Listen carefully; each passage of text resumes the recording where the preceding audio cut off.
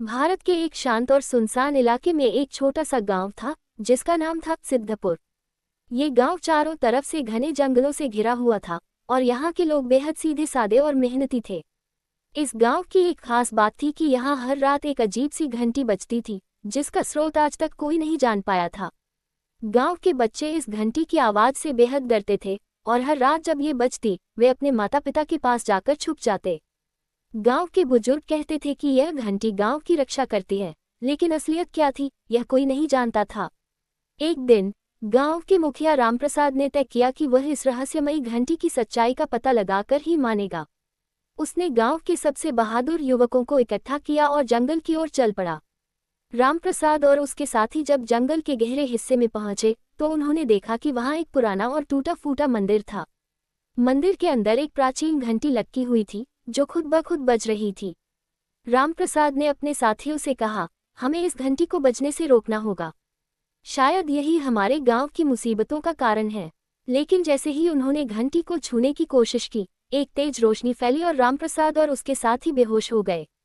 जब वे होश में आए तो उन्होंने खुद को गांव से दूर एक अजनबी जगह पर पाया। वहां कोई भी घर या लोग नहीं थे, सिर्फ एक बड़ा सा पेड़ खड़ा था। रामप्रसाद और उसके साथियों ने उस पेड़ के पास जाकर देखा तो वहां एक शिलालेख था जिस पर लिखा था, यहाँ से वापस जाने का रास्ता नहीं है। वे सब घबराए हुए थे, लेकिन तभी उन्हें एक बूढ़ा आदमी दिखाई दिया।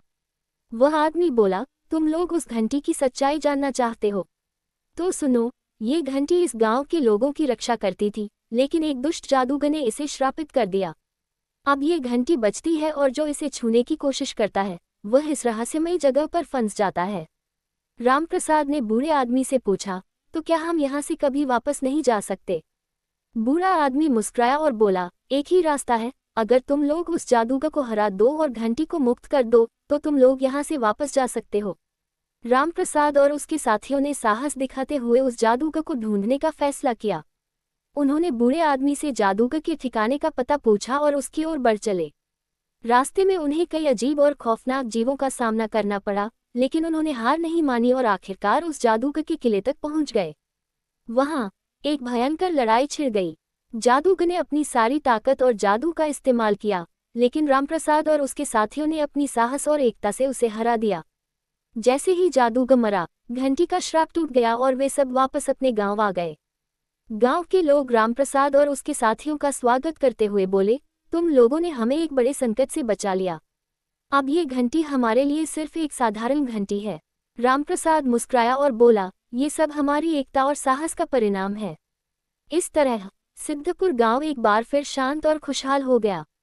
गांव के लोग अब हर रात उस घंटी की आवाज सुनकर डरते नहीं थे, बल्कि उसे अपने साहस और एकता की निशानी मानते थे।